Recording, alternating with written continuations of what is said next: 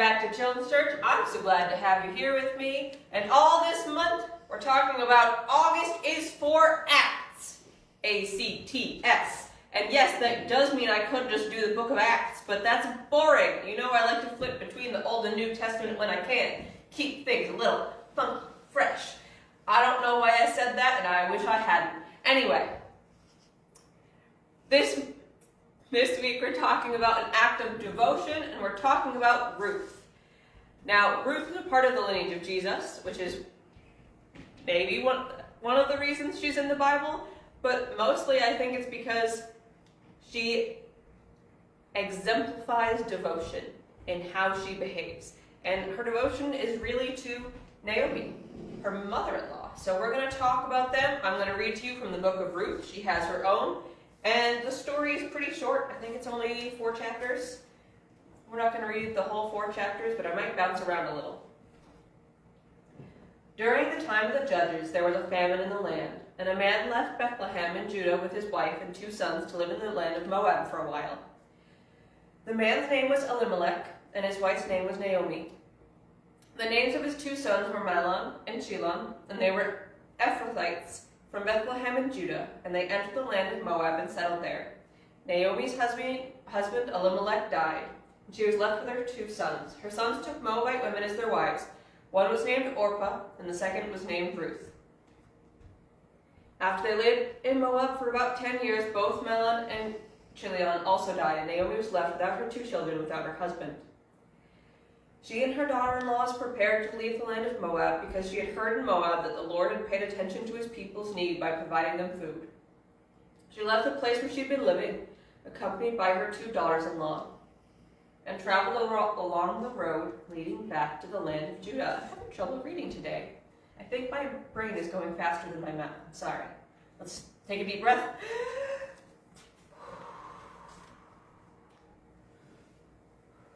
Back on the same track. She said to them, "Each of you go back to your mother's home.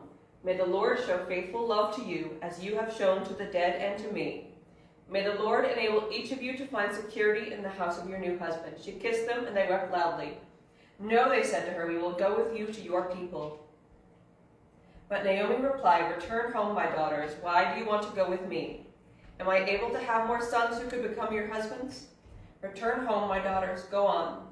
For I am too old to have another husband. Even if I thought there was still hope for me to have a husband tonight and bear sons, would you be willing to wait for them to grow up? Would you restrain yourselves from remarrying? No, my daughters. My life is much too bitter for you to share, because the Lord's hand is turned against me." Again they wept loudly, and Orpah kissed her mother-in-law, but Ruth clung to her. Naomi said, "Look, your sister-in-law has gone back to her people and her God. Follow her." But Ruth replied, "Do not persuade me to leave you, or go back and not follow you.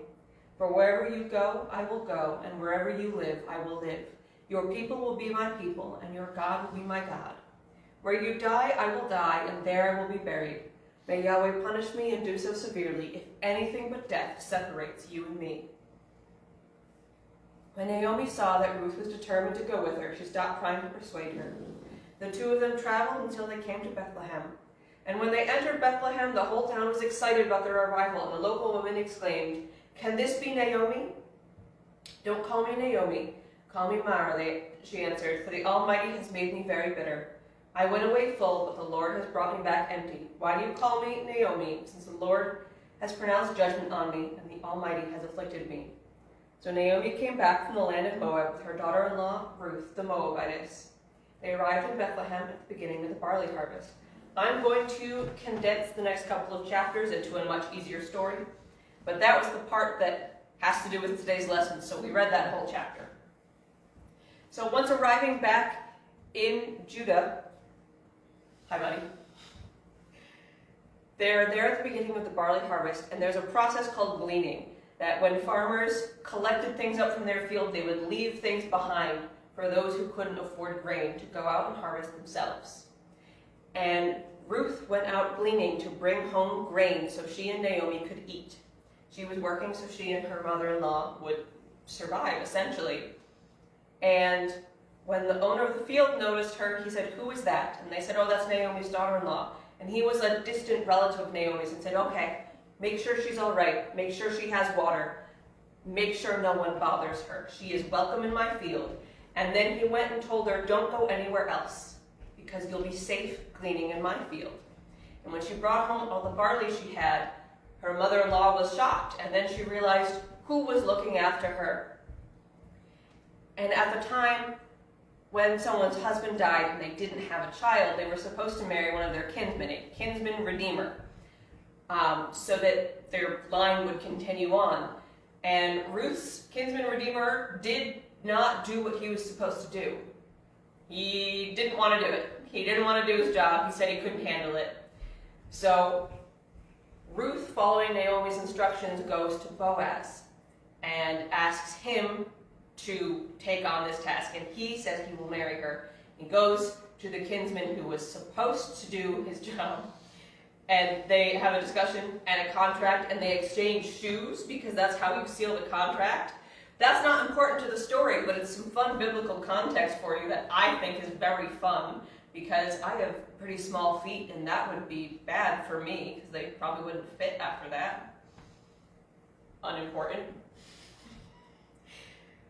And Ruth was married to Boaz, and she had a son. And that son had a son. And that son's name was Jesse. And Jesse's son was David. And we know that Jesus comes from the line of David. So Ruth was a lot of times great-grandmother of Jesus. Ruth's devotion was so strong that she's part of the lineage of our kinsman redeemer. Jesus came and redeemed us on the cross when he was on earth. He followed after Ruth's example. Ruth's devotion was so important, it's recorded in the Bible, because she went above and beyond when she had no responsibility to. But she loved Naomi, and she followed her. She was devoted to taking care of her, enough that she changed and followed God. And I think that's an amazing story. Ruth is one of my favorite books in the Bible. It's just a really good story.